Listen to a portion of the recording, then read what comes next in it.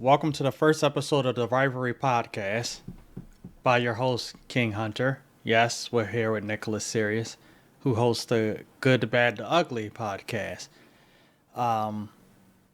This is the first episode. It may or may not continue. This is a trial run to see how everything goes.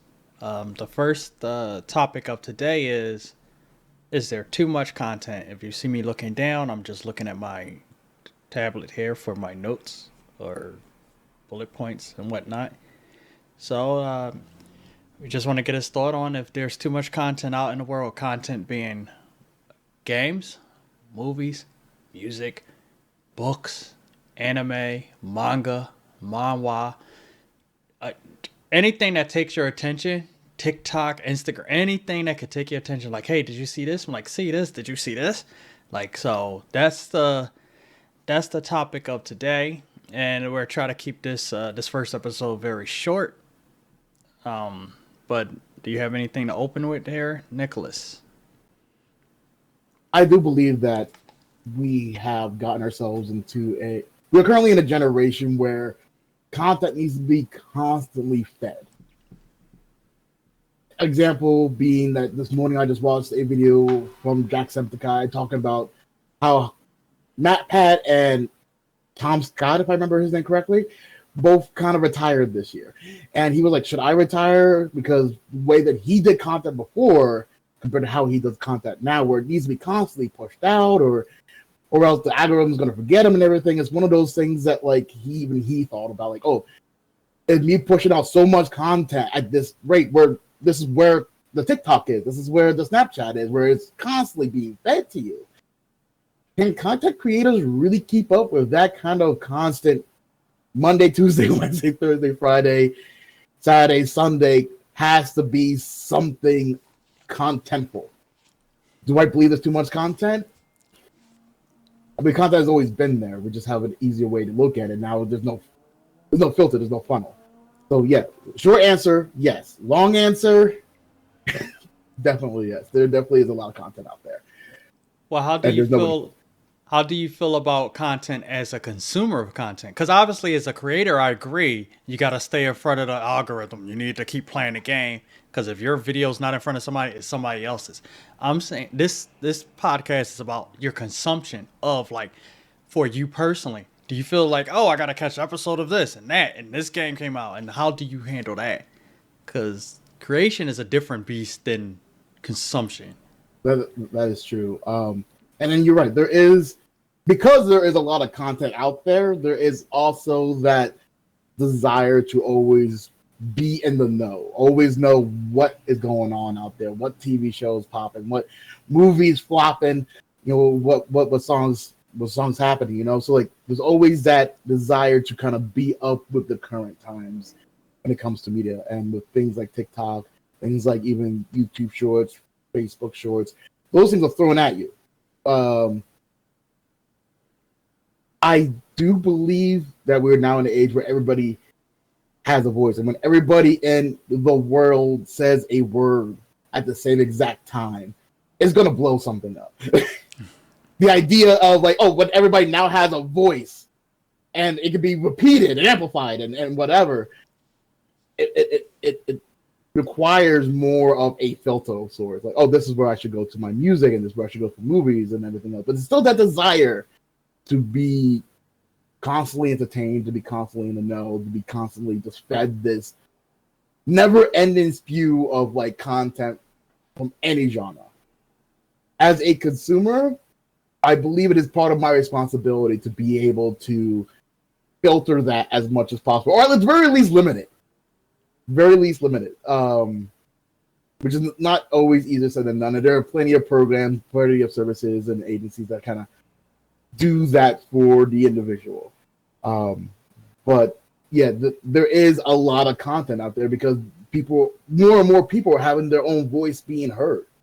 Or even like when people, and I hate this on Facebook, when people just share memes, not memes, but like motivational pictures with words on it. It's like, okay, you should add something to that. That's just adding more noise. And that's what it is. Like all this content, all this everything. The more games, the more movies, the more. And I'm not saying these things, period, are the problem. I'm saying at the pace that the world is growing, the idea that everybody has a voice, and everybody does, there is no way to filter it. So it just sounds like a big, loud everything, and it can be disorientating.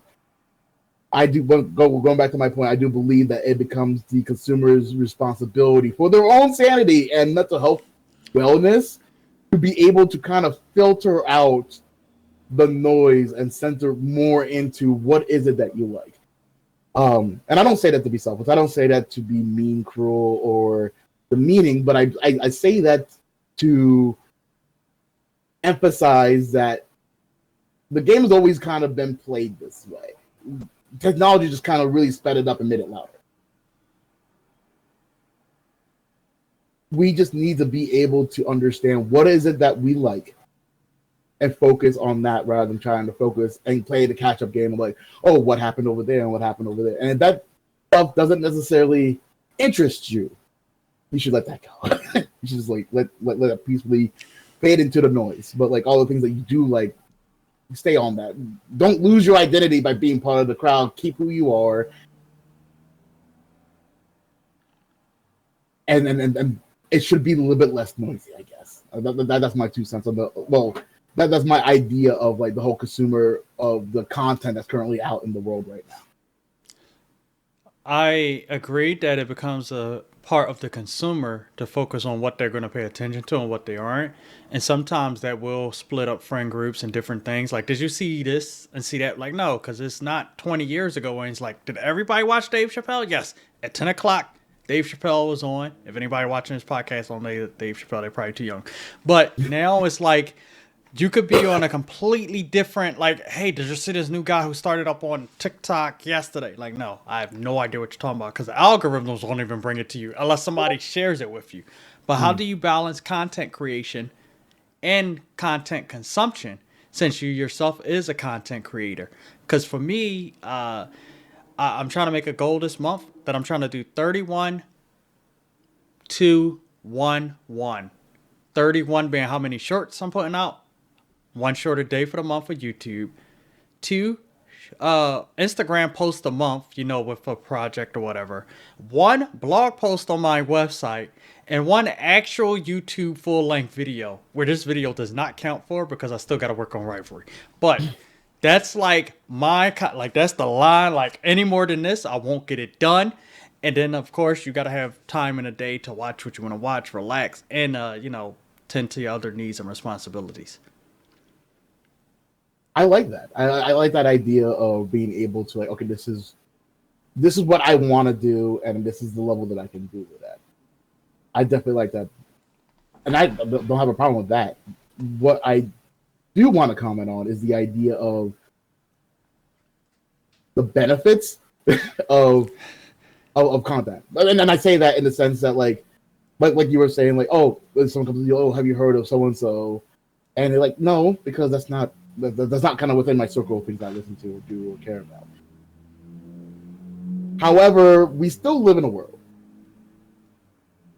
I'm going to say this, it might be slightly controversial, but in the idea of post-COVID, we have all kind of been very comfortable in the idea of isolation. Like, we don't really need to talk to people per se. It's good that we do, and it's healthy that we do, but like for the most part, like, we can work from home. We can shop from home. We can deliver food from the store from home. If we want someone to come visit us, we can send an Uber to their house from home to pick them up and take them to our place. Like we have become a society more of this is what I like and I am comfortable. And there's nothing wrong with being comfortable. Don't get me wrong on that. Being comfortable and knowing what you like and centering yourself around that is good. But the idea of entering new concepts and ideas from other people, from other genres, from other things can be a good thing too. So if somebody were to, like, for me, come up to me and be like, hey, have you heard of so-and-so? I'm like, oh, no, I haven't heard of so-and-so. I can do my own research on that. I like, if someone's like, hey, well, what's this whole X-Men 97 thing? I'm like, you know what? I haven't heard about that. Let me check it out. Oh, wow, that's really interesting. That might be worth my time to look further into it. And now that creates a bond between me and that other person. Or I could be like, no, and walk away, and then still be absorbed with my own stuff and still be okay. But I still kind of lack that connectivity with somebody else. I believe content was originally designed to be a way to bridge gaps between people. As you know, and I've always talked about this, the reasons I do what I do, not just YouTube, not just Twitch, or but with everything else, is I want to be able to put a fishing line out there for anybody who just happens to like what I do. I don't desire or want to be big or explosive, but I do want to be able to for someone else to be like, you know what, I like that, or I can share that concept and idea, and then that idea of community can be formed and grown upon. As much as I do like the idea of my own staple being out there like forever, I do believe that the idea of content, even though this idea of too much content is still a very clear and presence, not threat, but presence in the world today. I do believe that the good idea from it is the idea that we are forming communities, even if it's communities within communities. The idea that you don't have to be alone, that you don't have to go through this by yourself. You don't have to like you're not the only person that likes that. And even though you might know you're not the only person that likes that, to talk to somebody else who does like that is a completely different beast, and it feels completely euphoric to be able to know that you are not alone, and you can either lock eyes or lock minds with that other individual that shares the same interests and likes as you do. So I do agree with you with this whole entire concept, the idea that there is a lot of content out there. And I feel that it can be a good thing. I truly do. And like how you're doing with the whole limiting what you're putting out there. How much are you putting yourself out there? That's great, and that's healthy, and that's very constructive.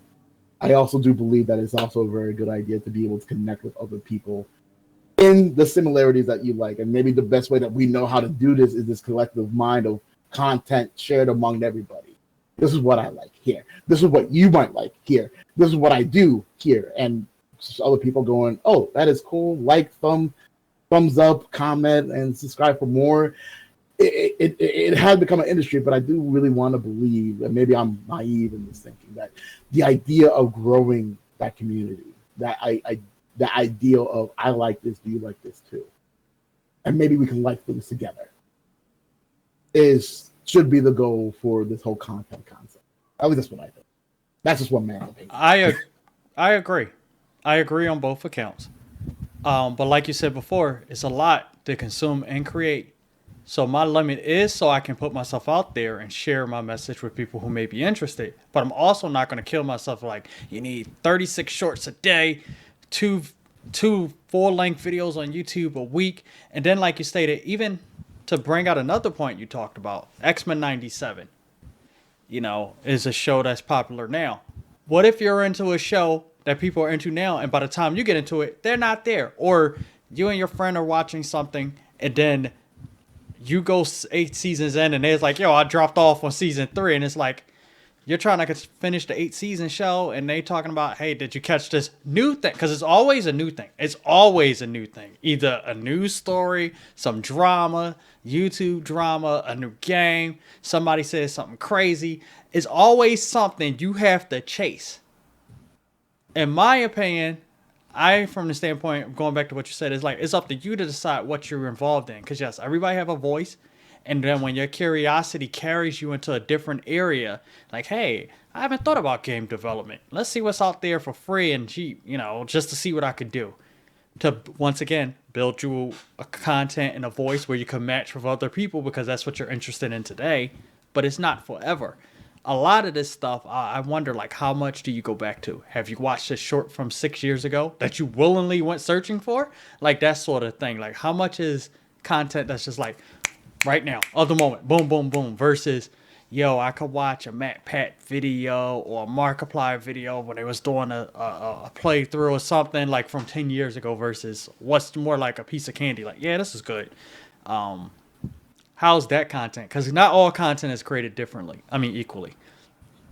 Or consumed equally. Because if it's in a TikTok and you didn't search for it and it's just a short, it's like, wow, that was funny. That's cool. Like, subscribe, share. Hey, remember that thing? But to give you a better example, We just finished watching Solo Leveling when we ripped through seasons. And Married My Husband. You brought up Married My Husband. Me, you, and my sister watch it. All 16 episodes on Discord. That's 16 hours of content. Eating popcorns and snack and having a grand old time. The same could be said for Solo Leveling's 12 episodes. But there's other shows where you watch other people talk about that show and why it's not good or why it's bad. Where you won't even go into it yourself. So that's a different level of content consumption. That's a different community. That's a different impact. What are your thoughts on all that? That's a no. lot. I'm gonna sum it up. I understand. I'm gonna sum it up. What are your thoughts on the different types of content? Not just video games and movies and TV shows. Obviously, those are different. But like how content is created. A short isn't the same as a long YouTube video. A one season show that ends in a season, like Married My Husband, isn't the same as something like Invincible that might go to 4 or 5 seasons, or The Boys or something where it's like, oh, you got to keep coming back. I hope you still like this 3 years from now when we come back with season 2. Let's just do that question. What are your thoughts on the content, the way it's created and consumed based on, that you gave me a buffet worth of stuff. I'm trying to figure out, all right, do I start with the chicken? Do I start with the appetizers, or there's a dessert tray over here that I need. All right, so the way that I see it is kind of like this. As a consumer, there's things being thrown at me. We understood that. As a content creator, we know that we are constantly doing it differently than how they did it before. When YouTube started, it compared to how YouTube started to how YouTube is now. And because of YouTube, TikTok, and all these other things have kind of grown from that concept of faster, better, faster and more reliantly fired at us content in 60 seconds or less. And that does well, which is weird because there are other projects very similar to that, but I won't follow this conversation with that. But we're looking at it at this point as a content creator. Now we look at it from like a company who has to drop millions of dollars on any particular project. The one phrase I've heard that makes people feel at ease about any project coming up is, it worked well before. As in a sequel. This is a sequel of something. This is something that is a continuation of something. There was a TV show years ago called Firefly, and it was popular after the fact. People to this day still love it, and that was one of the shows that launched Nathan Fillion's career to this day, where he's able to be such a interesting cameo. People are like, oh, where is he from? What has he done? He looks familiar. But they dropped that. But they brought it back in a movie sense. People didn't even know that was the same thing, but it's still one of those, oh, this is why remakes or continuations or sequels are good, because like, oh, we bring in two crowds. One of people who remember the stuff, and two people who are like, oh, that is interesting. I don't know what that is. So you bring those two people together. Boom, big companies make money. They all love that company. That is trickling down. That is trickling down from the big people on top to the people who read the content to the people who are consuming it all. The people who are up top are like, oh, we need to have people constantly sit in these seats. We have to have people constantly buying these things. It's like you were explaining the idea that what's going to have people, have this matter. And this, and when it comes to entertainment, the big companies see it like, oh, what matters is what keeps people in seats is nostalgia, and oh, this looks interesting. Trickle it down when it comes to content creators. I talked about earlier how MatPat is like, oh yeah, I've been doing this for a third of my life. I need to calm down and think about other things. I saw Jacksepticeye, as I explained before. He was thinking about the same thing. Like, I've been doing this for a long time. And the algorithm, how we did it before, were not just MatPat, but Markiplier and PewDiePie and all these other YouTube OGs have been doing it for decades. And they're realizing that the dynamic of how YouTube used to be, it fit for them. They were kids being able to play things and enjoy things and have fun with it. But now it is a mouse wheel where you have to constantly crank out stuff and make things interesting. And if you try to take a break, some people, like some of your audience will fall off and things will disappear. And They're like, okay, I'm tired of that. I want to kind of live a little bit more normally now. So down to the consumer who goes, if it's not hot right now, why should I care? Which is more or less an echoing of what you're saying. Where there are other people who like, I kind of like more nostalgia stuff. Like there's sometimes I still go back to old Markiplier videos. Sometimes I still go back to old Matt Pat videos and old Ryan Gregory videos. The guy who does like what is it called? The pitch meetings and everything else. I go back to some of his old stuff because like Ryan George. So good. Say again. Ryan George is his name. That's his name. Thank you. It helps if you remember the guy's name. Well, once again, there's a lot of stuff that you had me kind of like funnel through. I'm trying to funnel through it very quickly. But it's still just the idea, like, yeah, there are all these things that are happening. And keep in mind, the consumer wants this stuff. So we went down from the big people on top, the content creator, the consumer, and the consumer who wants this stuff tells the big people on top, hey, this is what we like. You know how we tell you that? We spend money on this. We spend time on this. And that's the cycle. That's a cycle. And it evolves. And sadly, it evolves in a way sometimes that is very depressing. Sometimes it evolves in a way that is very unpleasant because the idea of, oh yeah, we are constantly being fed these things. Our kids are just like with their screen, with faces on front of the screen, and it's just constant 60-second virtual YouTube poops. There's the idea of like this random stuff happening, and then like the next thing. But we're showing these people this is what we like. We're showing these people that this idea of constant content is keeping us not just on your app, but it's keeping us like buying things from that app. Oh, the kids want something they saw on that thing. The women like things, the products that they see on these ads. The guys like the things that they're able to like bond with other guys with and about. And like, oh, we want that, and we want that, and the kids want this. It's a cycle, man. And like as much as it sucks, it seems to be all around us, and it be a big part of how we live our life. I just explained how it comes from the big company to the consumer and to money. The money to side companies, like it's all around, and it is involved in our not economy but our environment, the way that we live, our culture even is surrounded by this process. So yeah, there is a lot of content. Yes, there is a lot of ways to spread that content through nostalgia or through what's hot right now that won't be hot in the next 5 seconds. But I know that's kind of where we are. And we could choose to, ignore all of it, and be like, okay, well, let's go back into the time where things are simpler. And then you end up kind of worrying about, should we go back to, currying milk? I think the idea is that we need to move forward, but with better filters, with better ways to do it so that we're not constantly overloaded. That might be the better phrase to say, is find a way to do it so that we're not always constantly overloaded. But then again, that requires the whole population to kind of agree with that. And you can't get a group of people to agree much on anything. So I just want to break down something to clarify. You stated it start big companies and content creators. But I think in this new age of stuff, big companies are losing out.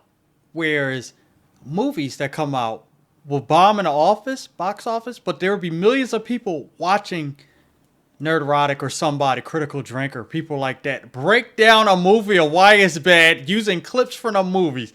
And people will watch 45 minutes to an hour on YouTube of a guy saying this movie sucks. And you see Disney or whoever like, hey, anybody want to see this for free?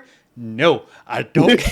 I'm not interested. One, this guy got a much better thing. He got a thing my thing is the companies are no longer driving it. It's the content creators. But to your point, the content creators know they got to drive that every day.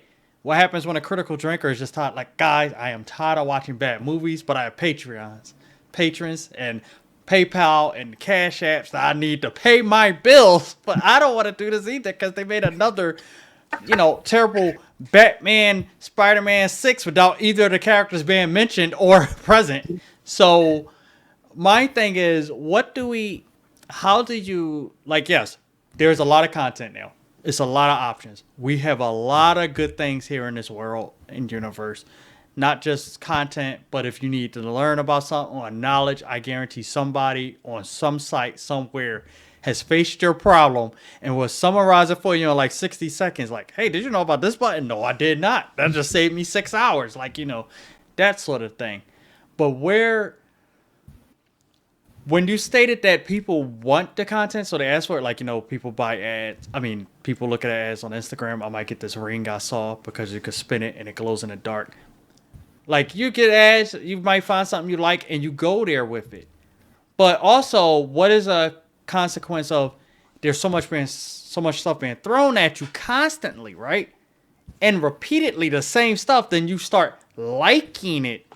Because I remember that back in the day when it's, on the radio and stuff, like, I don't like this artist. And then after a while, the song gets in your head enough and they ain't too bad.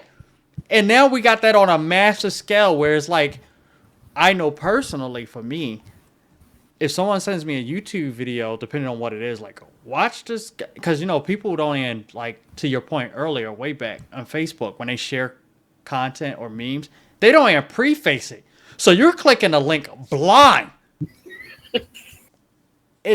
There's some crazy shit on the internet if you go looking, but people will share that just like, oh, here it is, and you're like, hold up, is this guy about to get hit by a car? Close out of that.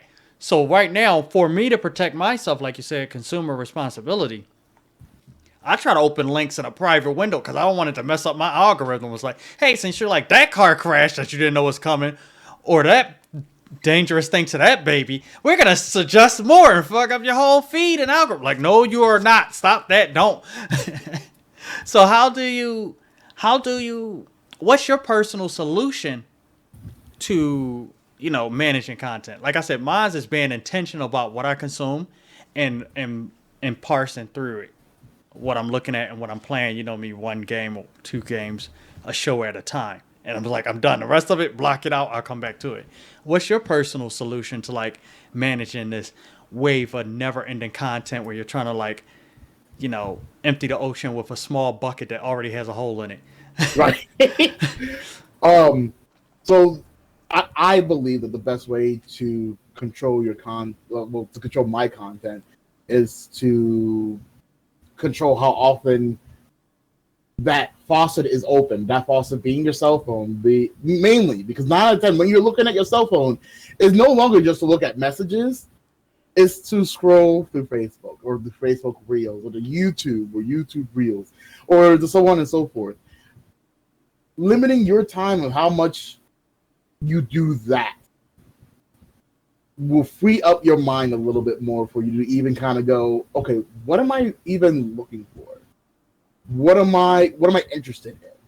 And maybe if I do that, I'll be able to use the time that I do have to mindlessly scroll on something, to at least mindlessly scroll on things that I like.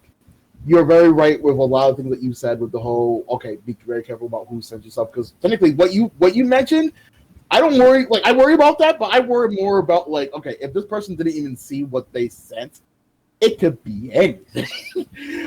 Mainly things that could destroy my computer, which is virtually my working station. Or even if I had an office computer and someone sent me an email, I'm like, oh, I trust my Aunt Jan. She's not gonna send me. And next thing I know, like pop-ups coming up, and like I'm like, Aunt Jan, what happened? Oh, I was sent this prayer. I forget what they're called, a prayer chain thing. And I'm like, I thought it was a good thing. I'm like, well, now my company fired me because I started this whole shutdown of their infrastructure. But no, honestly, like the best way to control the content that is being fed to you is not necessarily to shut yourself down, but kind of more or less hyper focus on what you like. That way, you still remain you, and maybe you might learn something within your own realm that you didn't know before. So all the things that are still good about the community, about sharing, about what these things are supposed to do, with the idea of bringing us together, you are now more into that. And everything has its bad side. Everything has its negative concept. Like and the thing that comes to me, like, hate groups that come together, people who are discriminating come together, and like, oh, you don't like that? I don't like that too. And the next thing you know, there really are things that you're like, oh, the boogeyman is somewhere out there. Like, no, the boogeyman is your neighbor Greg across the street because you know it now. But like, try not to focus I say try not to focus on the negative. Try to focus on you, and be able to look at things that you like, which is good that you people share the things that they like, and that's great. But why do you like that particular? And like you said, maybe it might lead to like something that they like. Maybe they like flowers, or so they be a florist, or maybe they like computer games, so they end up being a programmer, or even a game tester, or even a game reviewer, or even if they just tried their attempt at blogging, video blogging, podcasting, like we're doing, streaming, the whole shebang. The idea is that you put yourself out there, but you know what you're doing. And in this crazy world where everything is so fast, being able to take a moment to kind of figure out, you know what am I in this whole sea of things? Like, what am I that can catch in this bucket with a hole in it, that I'm at least gonna, like, while I'm looking at it, be like, you know what? I think I understand a little bit more of who I am, and I can move forward with that. Might be the best advice that I can give when it comes to how can someone control the content that's being thrown at their face 24/7.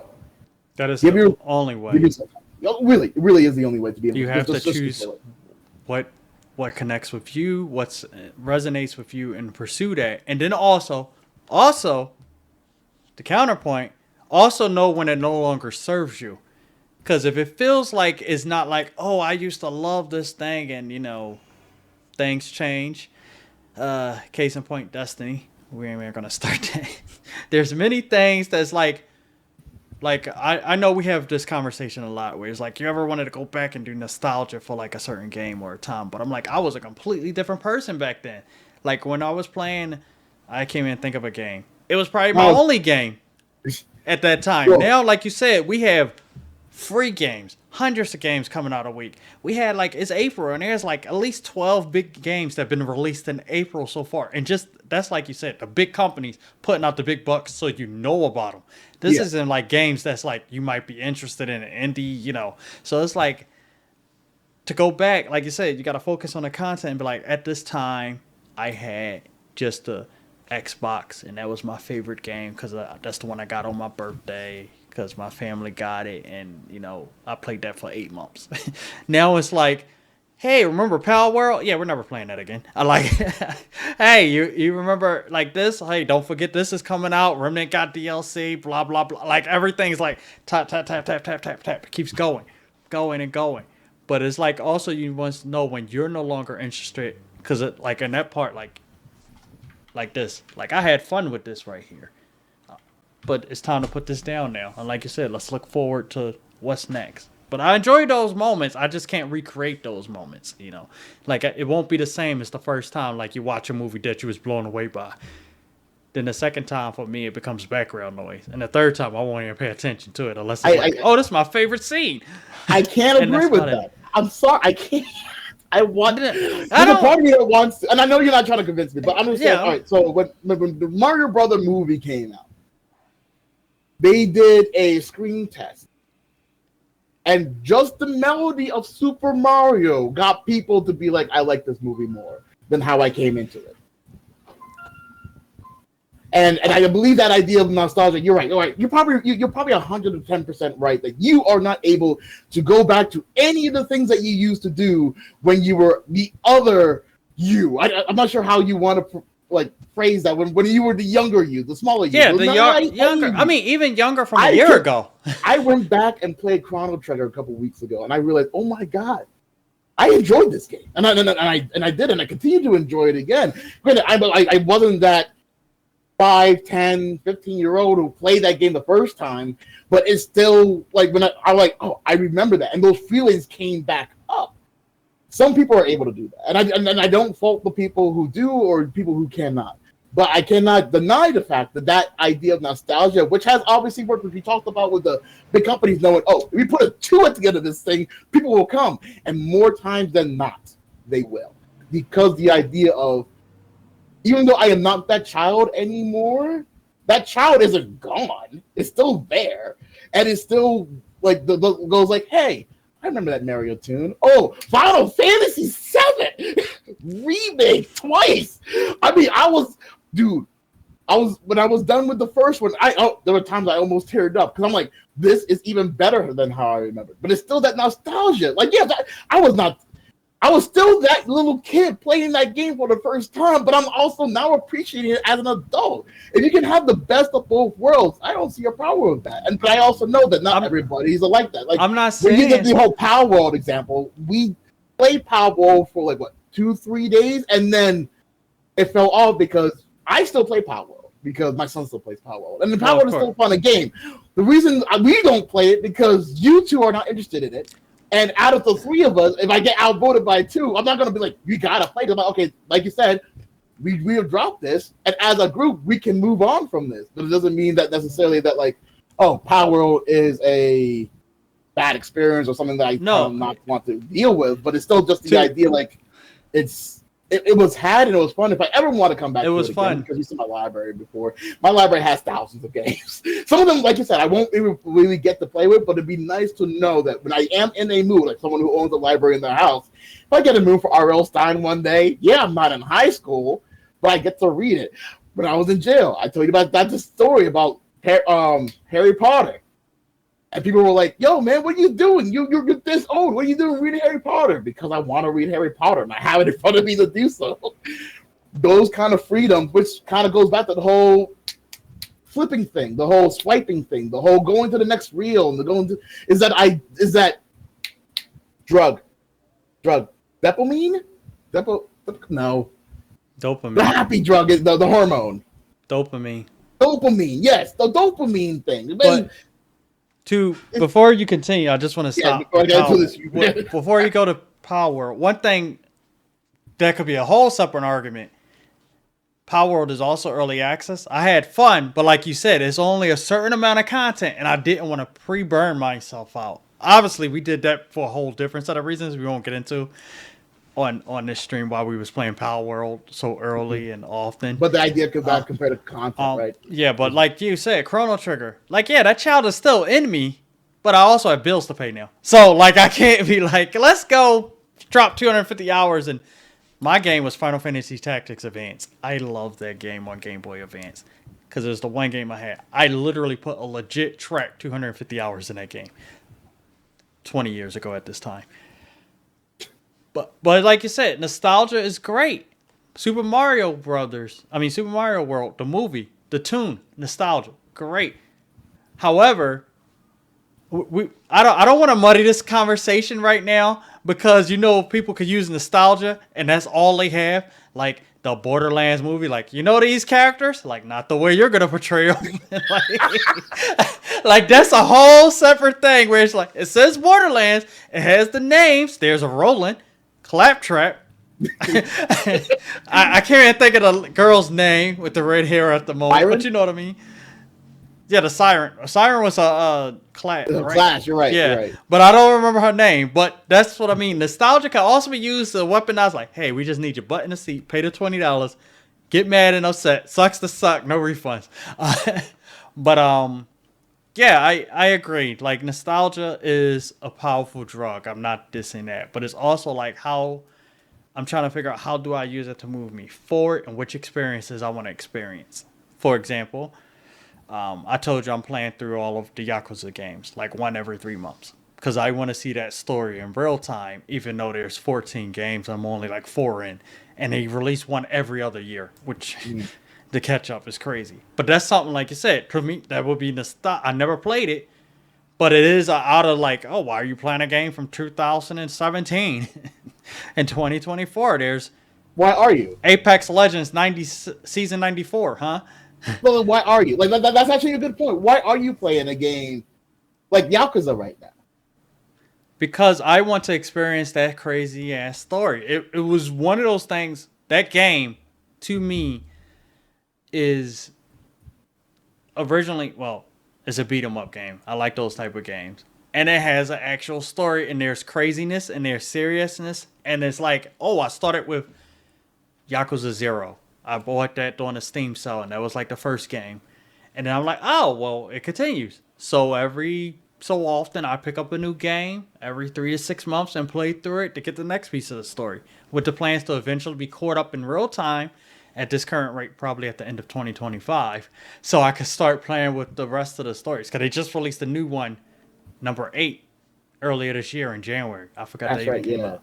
So I'm playing it because I want to experience that. Or I could go the content route and watch somebody do a 10-hour video review of all of the Yakuza games at this point. And I sit there like at 10 hours, like I'm just watching a long movie that I'm going to forget everything about. Lord of the Rings, the first 3 was 3 hours each. This is longer than Lord of the Rings. But and you remember it more if you play it, right? Like obviously you experience it because that memory sticks with you more, right? But I probably won't revisit any one of the Yakuza games. That's kind of what, like, to talk to your point about like going back to Chrono Trigger. I'm planning to get the story, the experience the first time through. But unless it's like a new one coming up, I don't see myself like, oh, I'm going to go play the first Yakuza game when I got to play the 5th one to get the rest of the story. Like, I don't see myself doing that now. And at the end, 5 years in the future, I don't see myself playing another Yakuza game. Especially if they're going to keep making them. Whereas something like Metal Gear Solid, which is dead, God rest his soul, you could replay something like that because you literally can't get those experiences no more. Like Phantom Pain is still an experience. Oh, yeah. And I know you was talking about like trying to revisit that for multiplayer and stuff, but like that's a different experience versus this is a single player game with a beginning, middle, end, and there's 15 of them, and to me. So is that another reason why too much content might be a good thing? The idea like, oh, it has kept you on your seat. It's kept you gonna go, what has kept Yakuza going for 15 plus installments? And here we are back to the topic of too much content. Is that too much? Is 15 installments of one thing too much? Well, it started in like 2003, so it's too much in such a short amount of time. No. I mean, 2000, like about 20 years. This is fine. No, 15, I mean that's still a lot. So, do you know how many Assassin's Creed installments there are? I think we looked it up. We looked it up one time. Wasn't it like 27? Something like that. But once again, going back to the idea that the big companies go, when people recognize the title and IP, they will come back. And new people will be like, what is this about? Oh, man, for you to understand, well, Altair is doing the same thing that Ezio's doing. You got to go back to the beginning. It's part of that cycle. The whole idea of too much. And does it work? We're watching it right now. Yes, we're watching. We're talking about it right now. Yes. The idea that too much does work. And is it good? If they stopped Yakuza 2, would you have even cared? You wouldn't have gotten to this point. You wouldn't have gotten to the point of what the Yakuza is all about. Well, to be fair, there are some good things. And yes, there's games they stopped at 1. That they should have continued on. What is that game on Xbox? My God, where you got magic powers? It was written by Orson Scott Card. I know you know what I'm talking about. It's like on the tip of my tongue. And I love that fucking game. Way back on the original Xbox, not the 360 for you older or younger kids out there. This is the original black brick Xbox. I don't remember the name, but I do like the guy was dressed in all like black. He had powers of pushing. He could fly, super jump sometimes. But no, to go like this content is great, right? Like you said, it's a lot of content. I'm picking what I like. Right now, I just started on the Fate Stay Night series. I watched 2 seasons of the Unlimited Blade Work Fate Stay Night. I watched the 3 movies of Heaven Feels, so that's about already 30 hours. I'm watching another 2 seasons of whatever. There's a list I am following that someone suggested to watch them in order to get the full story. Yeah. However, my point is, I am not watching whatever's out right now. I'm not playing Helldivers or whatever's out right now because I am doing this. I can only do one at a time, That's kind of the idea of the backlog. You don't want to create an actual backlog when you're looking at them like, I never finished that. And you're going through the entire library of video game movies, DVDs, or whatever. You're like, I didn't finish most of these things. You realize that, there's a lot of things that you started but never finished. And you want to start becoming a finisher. Yes, I finish everything I pick up game-wise and show-wise. I try to finish. If I'm not going to finish it, I don't pick it up. You don't even start it. Yeah. I don't even start it because it's also one of those... it's just one of those things where it's just so much that it's very easy to, especially like the game was called Advent Rising. I had to look it up because it's going to be, Don't. it was going to be, I loved Advent Rising. It was released May 31st, 2005. They did that game wrong. They did that game wrong. That game should have been Mass Effect before Mass Effect was Mass Effect. Yes, that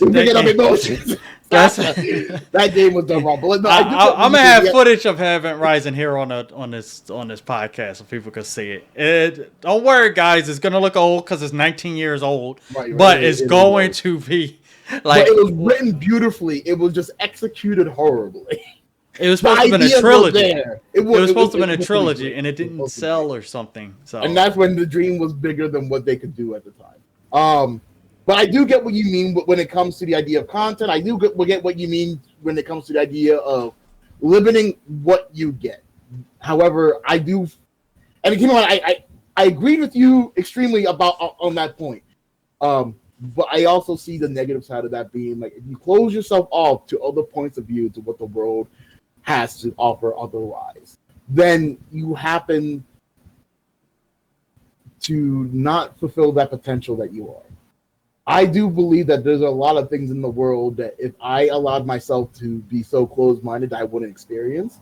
And there's a lot more serious things that like, if you don't open your mind to the concept of X, Y, and Z, then it just makes your life more miserable. If you go, I won't eat Chinese food because I heard that they made it out of cats. I've heard people make that argument before, and that argument is ridiculous. That argument is big. In my defense, those people are stupid, but that's also. There we go. So if you close your mind to something because of something else, then you're stupid. And that's just putting it short wise. But but at the same time, with the world that is giving us, throwing everything at us almost at the same time, you have to find a way to be like, I need to at least filter some of the stuff that comes in. Which, as long as you're able, by your definition, is closing your mind. Because I never said fully close my mind. I just said filter, like, but I also know how first layer, second layer, third layer, like what's getting to me. Because it's like, are you interested in putting on makeup as a guy? But if you are, there is nothing wrong with that. No, I'm just saying, if you are, there's ways to go. But if you're not, you might as well stop. Like, would you like to see this Maybelline ad? No, thank you. Like, no, thank you. Maybe you'll go and pick up some sunblock lotion when you're outside. That's about the far as you will go. But you don't need to pick the lip gloss that matches your eyelashes. No, you don't. But unless so I don't want to. Cosmetology, but yeah, but that's what I'm saying. It's like it's not saying I'm blocking out the world. But it's to your point of what's interesting because everybody's throwing it at you. Everybody's yelling about everything. So it all, like you said, it all becomes a noise, like la. So everybody's angry, and you be like, "Well, how comes nobody over here, talking about positive things?" Because that's where but that's a separate argument where I'm trying to focus more into that because like I said, like the idea of noise and the idea of finding your own voice and people similar to your own voice. And if your own voice happens, remember during COVID where Jack, that's not his name, the guy from the Office, the guy from Jack Ryan, the one on and he was also Mr. Fantastic on the Multiverse of Madness. I cannot recall his name directly. I can't think of his name, but I know who you're talking about. But he did a series called Some Good News, and it did great. It was just a YouTube thing for 30 minutes. Good things happening around the world. People loved it. People tuned in. It was magical. And then he sold it, and we never heard from him again. Well, but it's still the idea that like he went. I got money. It wasn't that. It was I also do believe it was because he felt that if he continued to do it, he would always do it, and he had other things that he wanted to do. So he's like, okay, well, that's my point. And it's a good point. But the thing is that when you do that, then what you leave, unless you plan to leave it in really good hands, it will crumble and disappear, and people will hate you for it because you made that movement. And I'm saying not you directly. I'm saying you as a universal general. The idea of when that guy who made Some Good News. It was really a good moment where people could actually come together. And when people were complaining about masks and mandates and whether you can and cannot go to work and everything else, he was showing, hey, this is a good thing about what's happening right now. Not about the sickness and the argument or whatever, but like, this little 13-year-old girl was out there handing masks to other people because she felt in the hospital because she felt it was a good thing to do. Teachers who were helping their students be able to get educated while being quarantined during COVID. Those are good news things, and those things should be shared and spread across the world. And that's one of the things that, like, we need to spread more of. But that ends up being part of the noise. So the hard thing when it comes to this noise, this idea of too much content, is being able to not just find things that you like, but kind of find things, in my opinion, that are good. And be able to not just spread that whole, like, add to the noise, but kind of add more of an actual voice, a unified voice of, this is good, which is what I felt at the time. It extremely felt that some good news was doing. It was saying, like, hey, so all this noise of arguing and bickering and sickness and death, here's something good that we can all unify, come together on and say together, this is some good news.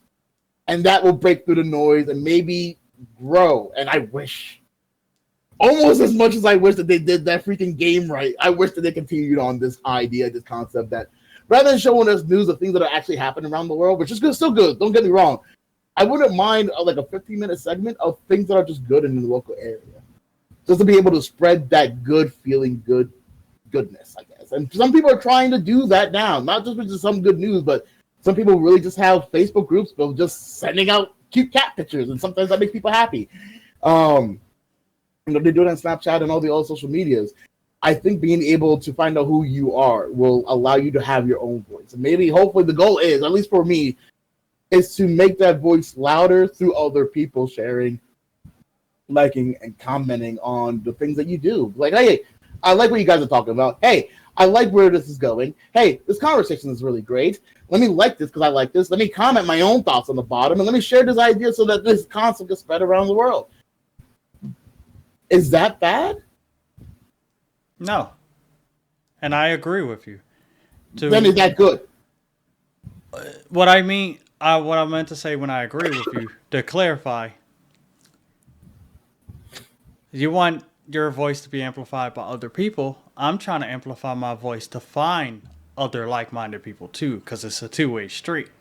Because like you say, there's people who would shut out, like, oh, this thing isn't for me. Like, you could scroll your Facebook feed, your Instagram feed, and after a while it's like, ratchetness, nonsense, ratchet. And ratchetness, nonsense, hey.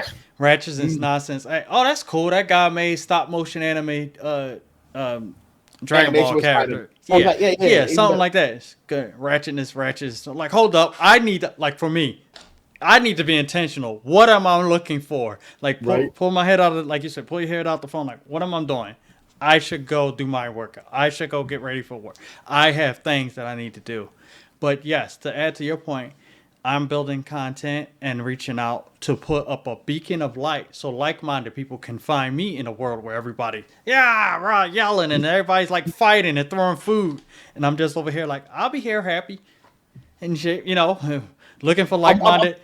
Amongst the whole noise of too much, because some other people might not be setting up their own beacon, so they might need to come to you or me or whatever to get started. Like, hey, I found you, and all this nonsense. I found you. Like, cool. How? Why? What's going on? And then, like you said, that's the community grow aspect. On that, yeah. Yeah, but so maybe this idea of too much noise when it comes to, well, at least when it comes to content creators and consumers of that, is the idea of growing a community where you do not feel alone. That's what I think everyone's end goal is supposed to be, or trying to, maybe not explicitly stated.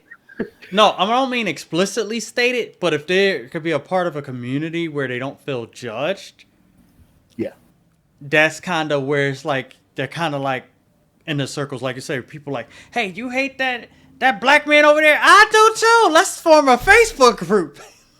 That's sadly enough. That's Fuck the Greg. bad side of that. And then they be like throwing barbecues and be like, yo, I was his goddaughter. And be like, all because we met because we said, fuck Greg. Like, that's... Relationships have grown through weird situations. Yeah, absolutely. Like, to Greg, you're like, this shit is evil. But like, Greg, look at the love you brought to the community. The unified hatred of you have brought the community closer together. Which once again brings us back to the idea of content needs to be filtered out a little bit more. I do think that the idea of technology moving forward the way that it has been moving forward has created this idea that, well, no, not this idea, this ideal that content needs to be faster, pushed out, and even though the idea, I'm sure in the beginning was like, okay, we're going to form communities of like-minded people who like like-minded things, and that was how it started. But when you're like, okay, it's that, I'll watch this for another 10 seconds, you're entertaining for about 30 to 60 seconds, but you're also then training the brain to like, okay, can we get it faster than that though? Bop, bop, bop. Bop, bop, bop. And you, like at that time, like, you know, you have to laugh within the first 5 seconds, or enjoy it at the very least in the first 5 seconds, and then you're gonna swap. And that's where the too much content comes in, because if you don't have enough content to swipe those 5 seconds that they have now created for themselves, no one's gonna be happy. No one's gonna like the app anymore. They're gonna close up the app. You close up the app, you're not gonna get the sponsorship. You're not gonna get the side ads and everything else. And then once again, the wheel breaks, but then no one's happy.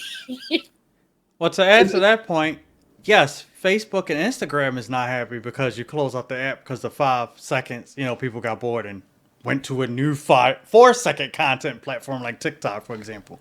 Oh, so somebody, you would admit there's always going to be a thing then. But wait. But to the counter defense, there are people like you stated, you go back and play nostalgia games. I'm playing things I miss like Yakuza slowly at my own pace, where those people are still getting money 20 years after the fact because somebody's like, hey, you should try Yakuza 1.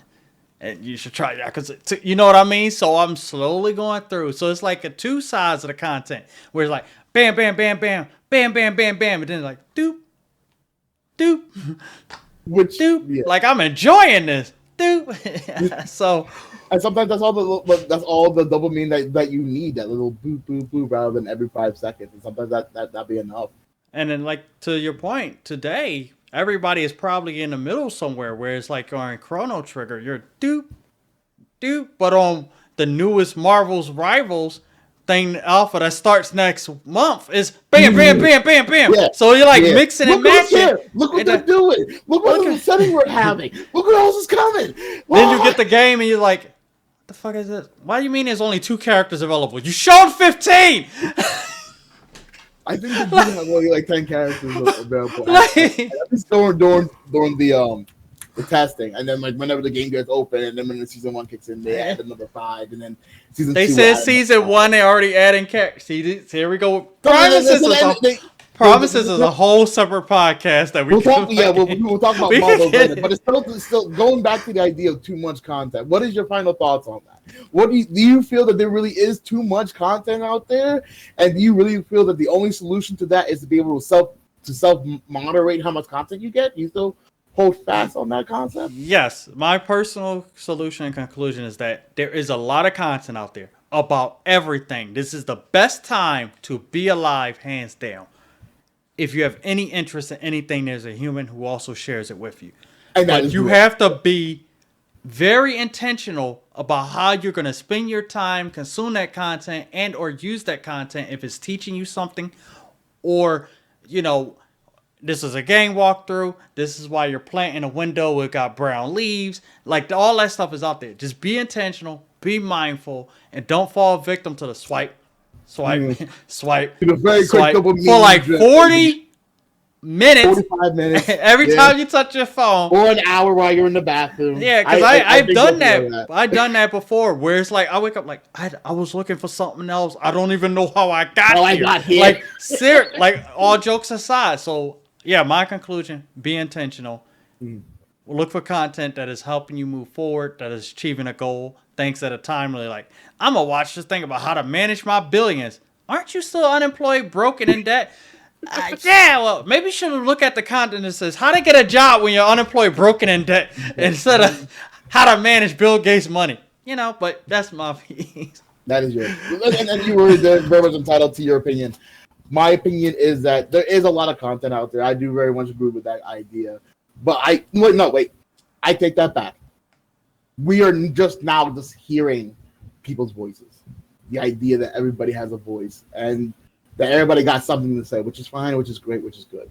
Being able to channel into what voice you want to like fly yourself into, guide yourself into, that has to be a choice up to you. Otherwise, what's that phrase?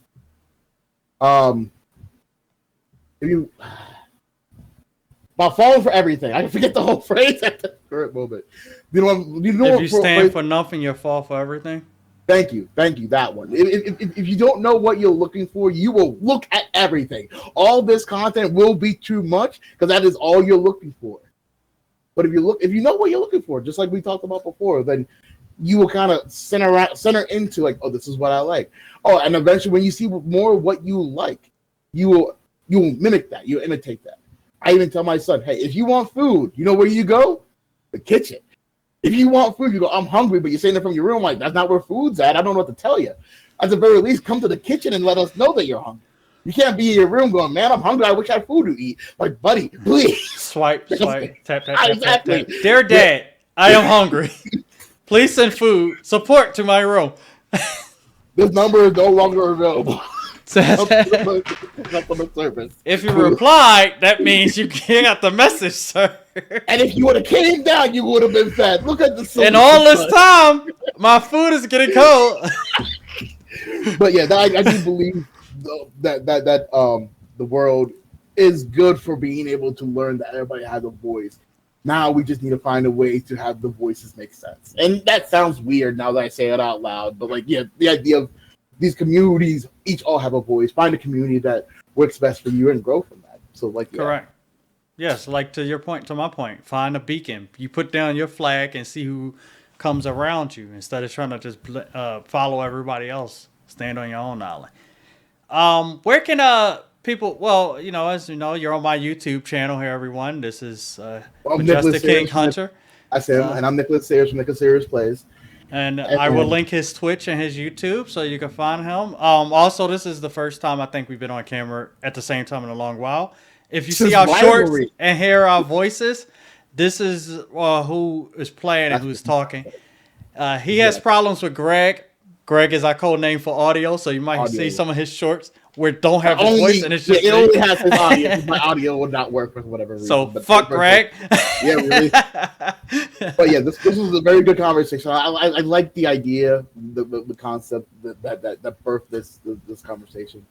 And I hope anybody that hears this conversation has more to say on the bottom. Let him know what you think. Yes. Let him know how you feel about like what either of us has said. Are we full of shit, or like do we have something? Do we have some substance, some foundations in what we're saying? I think commenting and sharing your ideas definitely help with that. Yes, please do. And if you like it, tap the like button once. If you hate it, tap the dislike twice. Thank you. See y'all next time on the Rivalry Podcast. Later, guys. Later.